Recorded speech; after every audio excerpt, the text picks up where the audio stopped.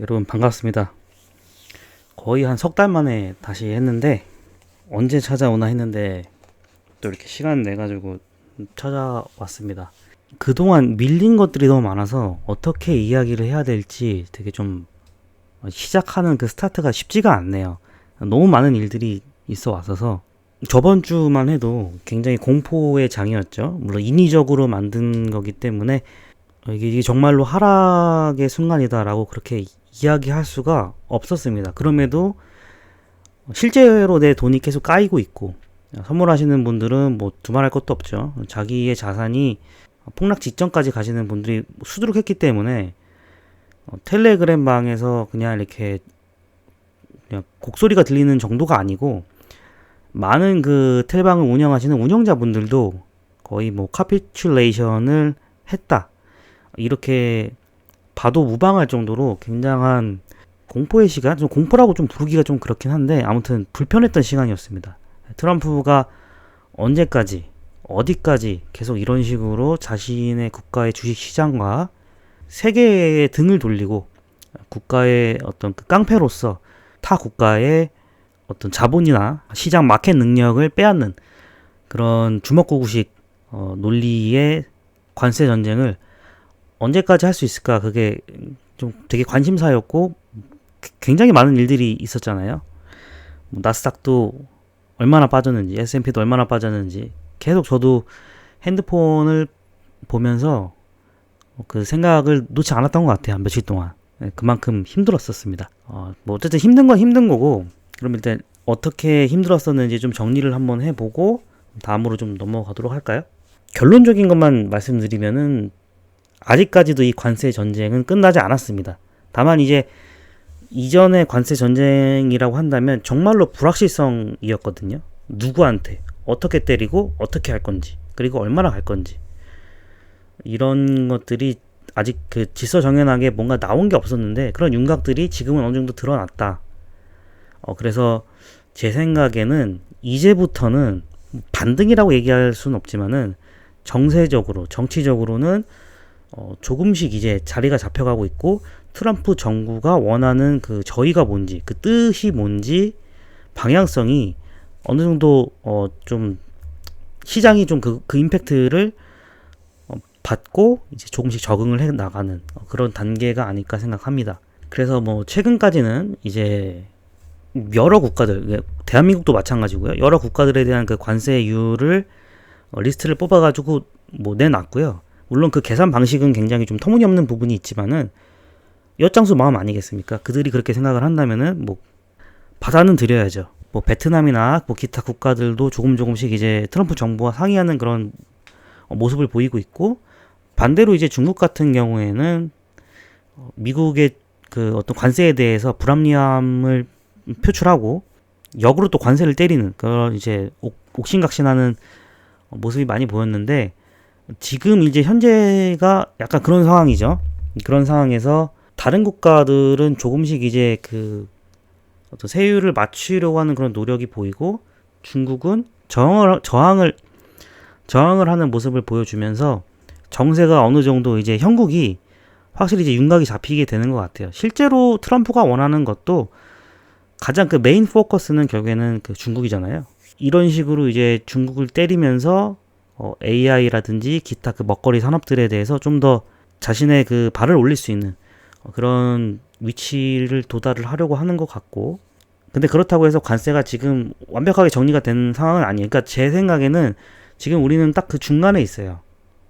여기가 어쨌든 코인 유튜브잖아요. 제가 좀 정치나 경제를 얘기하려고 하는 것은 아닙니다.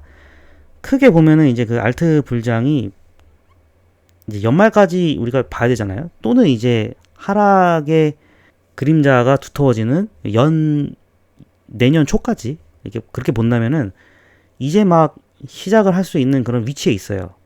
이건 이제 유동성의 변화라든지 그리고 새로운 정보가 들어오면은 거기에 맞게끔 이제 비트코인도 좀 올라가는 그런 형세를 보였으니까요. 뭐 제가 차트적인 이야기는 자세한 거는 전혀 여기선 다루지 않습니다만 그런 점에서 관세 전쟁도 이제 중간쯤에 왔다고 저는 생각을 합니다. 중간에서 이제 끝을 향해 달려가는 그러니까 그런 그림으로 확인을 하셨으면 좋겠고, 아직까지도 트럼프도 관세 전쟁을 가지고 오면서 변명을 대는 것은 우리는 지금 바이든 정부에 와 있다. 아직까지는 바이든이 만들어 놨던 그런 영향권에서 나가지 못하고 있다라고 그렇게 이제 언론 플레이를 하고 있기 때문에 초반에 이렇게 잡아놔야 나중에 더 좋은 코인 시장을 만들 수 있다라고 저는 그렇게 보고 있습니다. 이유는 이제 예를 들어볼게요. 트럼프가 제가 질문을 던져볼게요. 트럼프가 그냥 단순하게 코인을 올리기 위해서 유동성을 끌어올리고 그래서 코인이 올라가면 그때 우리는 모두 행복해 할까요? 아니면 또 다른 재앙적인 그런 4년 사이클이 또 오면서 저희는 또 힘들어 할까요? 그렇진 않다라는 거죠. 트럼프가 원하는 것은 역사적인 코인 시대를 여는 그런 대통령이 되고 싶어하는 그런 열망이 있거든요. 본인이 정말로 코인 블록체인에 대한 그런 깊은 이해도가 있기 때문이라기보다도 블록체인을 통해서 어떤 세계의 그 달러라이제이션, 이것을 스테이블 코인으로 새로운 달러라이제이션과 새로운 그 화폐 경제의 자기 질서의 가장 우선순위로 이제 올리게끔 하기 위한 그런 트럼프가 원하는 그런 시점에 도달하기 위해서는 진짜 그냥 펌핑 덤핑으로 끝나면 안 되거든요.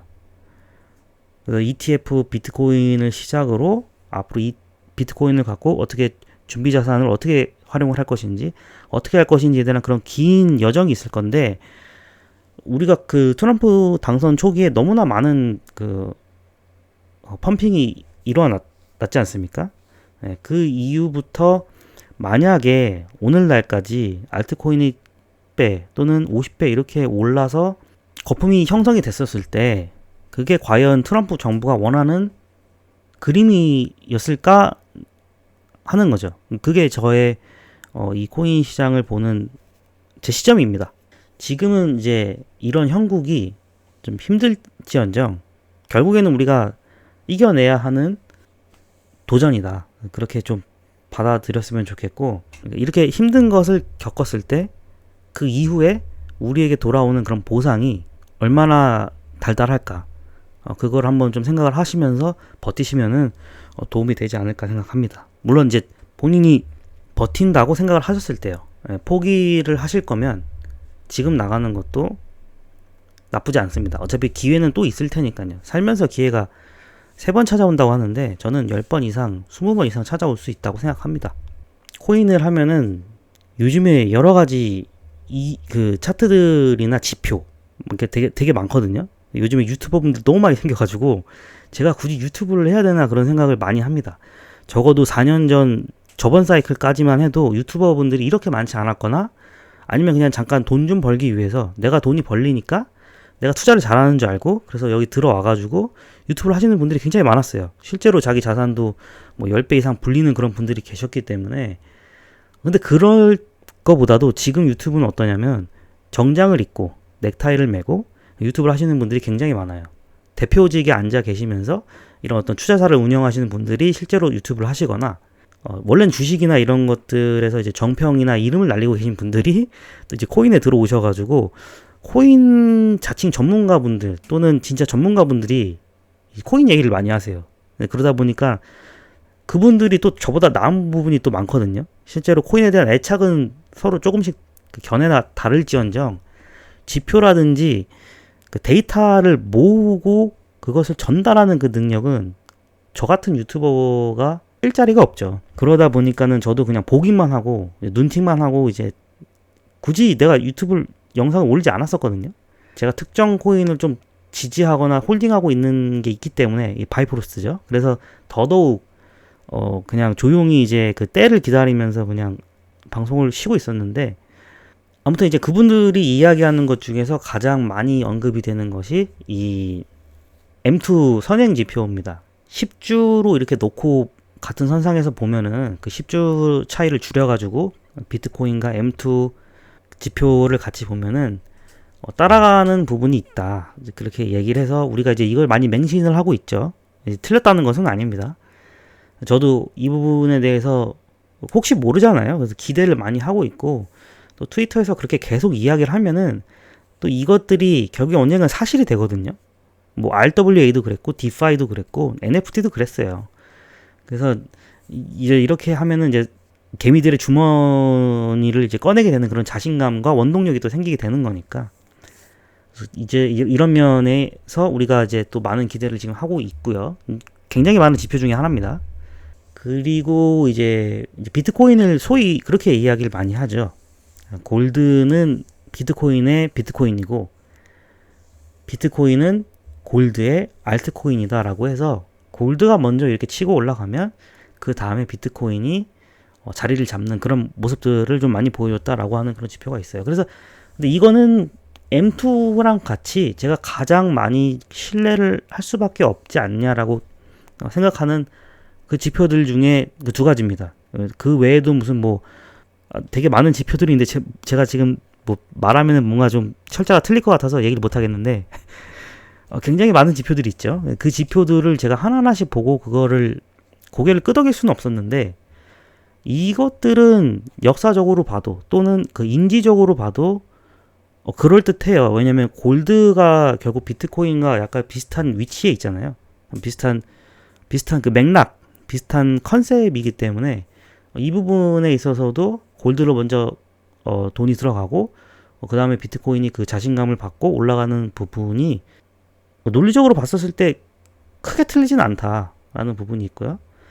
그다음에 M2 같은 이제 글로벌 통화도 마찬가지로 원래 비트코인은 유동성에 의해서 또는 금리 같은 거 이제 그런 거에 의해서 가격이 많이 좌지우지 됩니다. 이거는 이 두 가지는 여러분도 다 이제 인정하실 거예요. 저도 이걸 보면서 어떻게 보면은 좀 버티고 있습니다. 좀 어려운 부분이 있지만은 그럴 때마다 이제 얼마 안 남았다. 물론 지금은 내일 당장은 아니겠지만은 지금 버틴 거보다는 조금만 더 버티면은 뭐 절반도 안 남았다. 그렇게 좀 보고 있습니다. 안 그래도 연말이 다가올 테니까요. 몇 개월 지나면 벌써 이제 절반이 꺾이잖아요. 와, 시간 진짜 빨리 가네요. 트럼프가 여태까지 한 이야기들, 뭐 관세부터 해서 이제 뭐 지표 같은 거 그리고 앞으로 이제 비트코인이 전략적 준비 자산, 뭐 그 외에 이제 앞으로 이 비트코인을 그럼 어떻게 모을 것인가, 어떻게 안 팔 것인가 이런 얘기들이 막 오고 가고 있고 뭐 하원 의원, 상원 의원들이 이제 조금씩 이제 이 비트코인에 대한 견해를 조금씩 표출을 하고 있고 막 여러 가지로 되게 미국도 굉장히 많이 달라지고 있습니다. 그런 와중에 아직 금리는 인하가 되고 있진 않아요.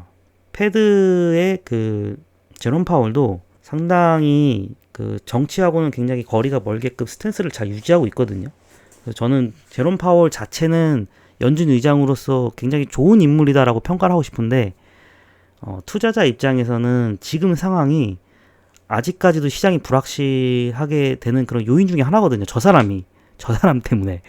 트럼프는 확고해요. 트럼프가 원하는 것은 뭐냐면 약달러입니다. 그렇게 해서 이제 미국이 다시 한번 더 활기를 찾을 수 있는 그런 것을 원하는 거거든요. 그럼 관세는 어쨌든 인플레에 반영이 되겠지만은 그것은 이제 내년 내후년에도 똑같이 이제 그 관세가 적용이 되어 나갈 거니까 시장이 그것을 확정으로 본다면은 이게 마냥 계속 내려가지는 않을 것이고 그리고 그렇게 인플레가 올라가면서 이제 경제가 어려워진다면은 지금도 나스닥이 굉장히 많이 빠져 있잖아요.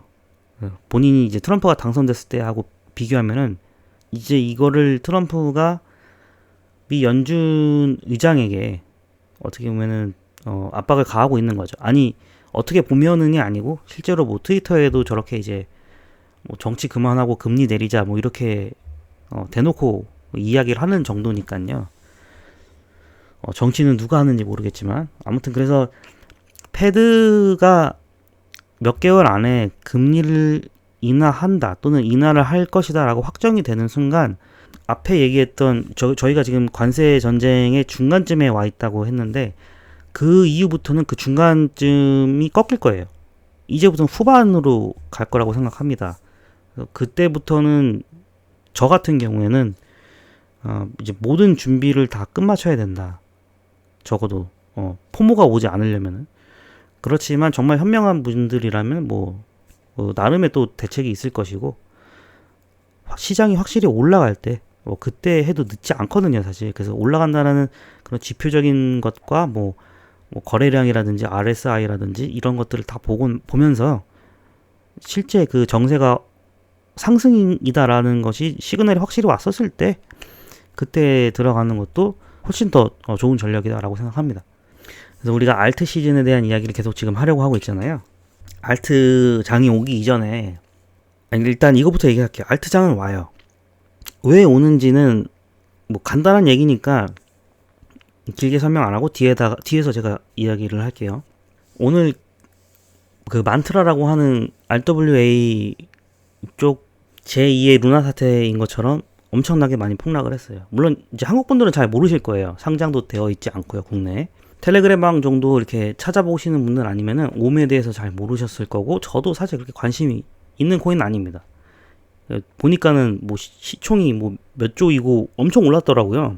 원래는 뭐 한 30원 정도 됐었던 것 같은데 지금 거의 뭐 70% 80% 이렇게 진짜 떡락을 했는데, 반대로 이제 또 업비트에 보면은 원화 상장이 꽤 오래된 거의 고인물 코인 중에 하나인데 그 아르고라고 하는 코인이 있습니다. 제가 이거는 되게 좀 아쉬운 게, 저도 가끔씩 알트코인 이렇게 단타 같은 거 할 때 많이 왔다 갔다 하는 그런 코인 중에 하나거든요. 진짜 엄청 많이 오르더라고요. 보면서 좀 부러웠습니다. 뭐 버신 분들은 축하드릴 일이긴 한데 이상하죠. 되게 이상하죠. 이렇게 갑자기 오른다는 게 지금 이 시국에. 이거는 딱 봐도 느낌이 오시잖아요. 제가 뭐 이거는 쉽게 얘기하면 그냥 뭐 누군가가 조작을 한 건데, 알트 시즌이 앞으로 저는 올 거라고 생각하는 와중에 이런 일들이 벌어지잖아요. 어떤 거는 몇백 퍼센트 1000% 상승을 하고 어떤 거는 1000% 하락을 한다. 이게 과연 알트코인 이거 해도 되나? 이렇게 스캠이 판치는 이런 곳에 내가 투자를 해야 되나? 비트코인은 너무 오르지 않았나? 좀 올해까지 과연 수익률이 될까? 떨어지지만 않으면 다행이지 않을까? 그런 생각을 하게 만드는 오늘 좀 그런 그림이었습니다. 그래서 되게 좀 싱숭생숭했는데 피해자가 나오지 않기를 바래요. 버신 분들은 좀 빠르게 좀 장투할 거 아니면 익절을 하시던가. 네, 너무 오른 것들은 좀 오른 게 더 좋아 보인다고 상위권 코인이니까 사야지 하고 그러지 마시고 리서치를 잘 하시기 바랍니다. 알트 코인은 펀디멘털이 있는 것들이 분명히 있습니다. 저는 지금 바이프로스 이야기하는 것이 아니에요. 정말 그 라이트 코인이나 지캐시나 또 그 외에 이제 코인베이스가 투자한 것들 중에 꽤 괜찮은 코인들이 있어요. 또 AI 쪽 코인들도 있고요. AI 코인이라 하면 무슨 그 AI 밈 코인들이 되게 많은데 그런 거 아닙니다. 뭐 그런 거 아니에요. AI 밈 코인들 그런 거 생각하지 마시고 다 어떻게 보면은 진짜 상술이에요, 상술. 여러분들 그 AI 하나 예를 이전에 21년도에 NFT라는 이름 하나만 들으면은 뭐 막 10배, 100배 올랐던 것처럼 웬만한 AI 코인들은 다 상술입니다. 여러분들이 잘 보고 판단하시면은 좋은 코인들 선점할 수 있으니까 한번 잘 찾아보시고요. 2017년, 21년, 25년 지금 이제 어떻게 보면은 세 번째 알트 시즌이에요.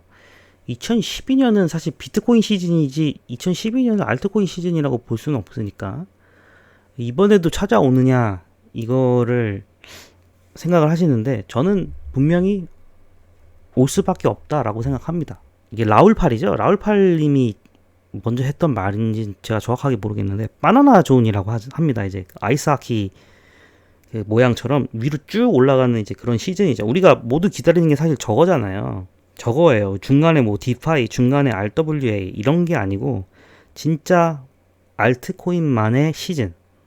그걸 이제 바나나 존이라고 하는데, 비트코인이 지금 바나나 존이 과연 끝났을까? 그거부터 일단 질문을 해야 되는데, 저는 아직까지도 상승을 보고 있습니다. 비트코인은 시장이 명확하게 비트코인 시즌을 보내도록 놓아준 적이 없어요. 알트코인조차도 제대로 폭발적인 그런 퍼포먼스를 보여주지 못했고요. 가격적으로도. 그리고 준비된 것들도 굉장히 많아요. 일단 이거 한번 볼까요? 제가 텔레그램이나 그 커뮤니티를 보면은 안 좋은 그 네거티브 이야기들, 이제 알트 시즌은 끝났다, 불장은 여기서 끝이다, 이런 식으로 말씀하시는 분들 내용을 주로 보면은 주로 다 이래요. 이제 뭐 이미 알트 많이 오르지 않았냐, 리플이 5,000원 가고 그랬다, 뭐 그다음에 알트코인은 이거 뭐 오늘 금일 일어났던 그 옴 사건도 그렇고요. 알트는 장투하는 것이 아니다. 루나 사태를 보지 않았냐. 그 다음에 올라도 선택된 알트만 위주로 올라갈 것이다. 저도 이 말은 되게 동의합니다. 되게 동의해요. 많이 동의합니다. 이거는. 근데 그렇다고 해서 이게 뭐 미국 코인 위주로 가고 끝나는 이런 형세는 아니라는 거죠. 그리고 뭐 ETF 코인들 위주로 갈 것이다. ETF 코인들이라는 그런 어떤 메타가 연말이나 연초까지 해가지고 이렇게 찾아올 것 같아요. 뭐 시즌 종료에다. 이거는 사실 진짜 말이 안 되는 소리고 21년과 같은 불장은 안 옵니다. 안 오죠. 절대 안 옵니다. 하지만 다르게 찾아올 것입니다. 그래서 왜 그러면은 저는 그 바나나 존이 아직도 유효하고 그럴 것이냐라고 생각을 한다면 비트코인을 통해서 돈을 버는 이들이 없었기 때문이에요. 전체적인 시장의 어떤 유동성을 한번 쭉 끌고 와서 내려와야 되거든요. 물이 고여있지 않고 쭉 와서 한번 씻어주고 내려가야 돼요. 저는 그렇게 보는데 아직 이 비트코인을 갖고 디파이를 하는 그런 기관들도 나타나지 않았고요. 이 비트코인 갖고 시세 차익을 가지고 알트코인으로 넘어와서 알트코인에서 돈을 굴려서 그 돈이 다시 뭐 빠져나가는 그런 그림이 전혀 나오지 않았습니다. 그러니까 알트 시즌이 오는 이유는요. 여러분들 돈 벌게 해주려고 알트 시즌이 오는 건 아니잖아요. 알트 시즌이 오는 이유는 비트코인에 돈이 몰렸을 때 그것을 갖고 또 다른 게 돈을 굴리는, 원래 그게 맞습니다. 기관 투자자들이나 은행이 하는 짓이 다 그래요. 그래서 암호화폐는 그런 식으로 돈을 굴려요. 어떻게 보면 알트코인은 그런 툴입니다. 그렇게 얘기하면 좋을 것 같아요. 알트코인은 원래 그렇게 하려고 하는 툴이다. 그렇게 생각하시면 좋을 것 같고, 부동산을 보면은 유동성이 풍부해지면은 그 돈이 다 뭐 부동산으로 가고, 부동산에서 또 어떤 그 갭 투자라든지 이런 것들을 통해서 또 이렇게 뭐 담보물을 뭐 만들고 그렇게 하면서 돌잖아요. 알트코인도 똑같다고 생각하시면 됩니다. 그러니까는 부동산에 뭐 붐이 온다 그러면은 그런 식으로 돈이 커지고요.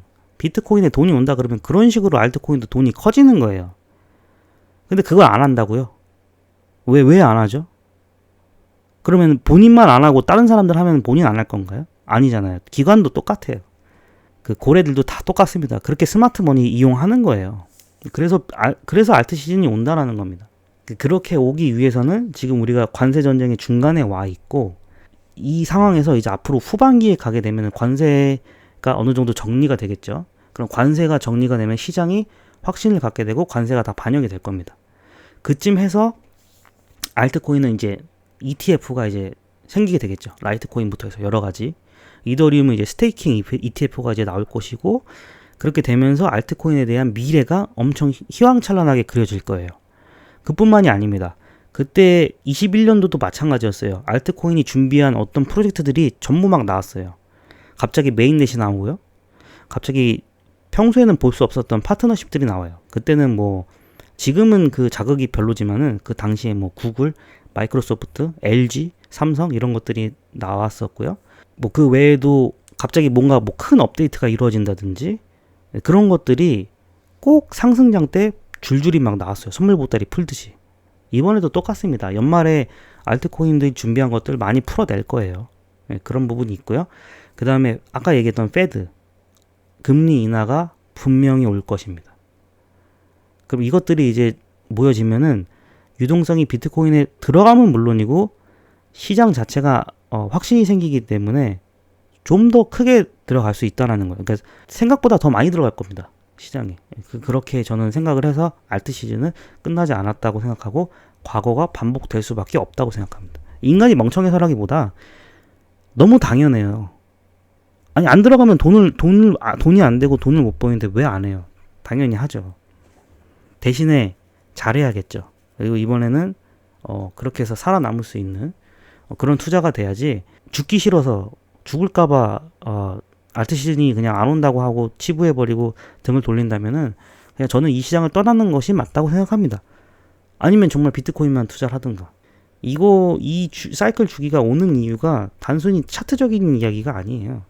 그리고 이제 여러분들은 저 우측에 보이는 윌 스미스 사진처럼 이 모든 공포와 반복성을 또 잊어버릴 거예요.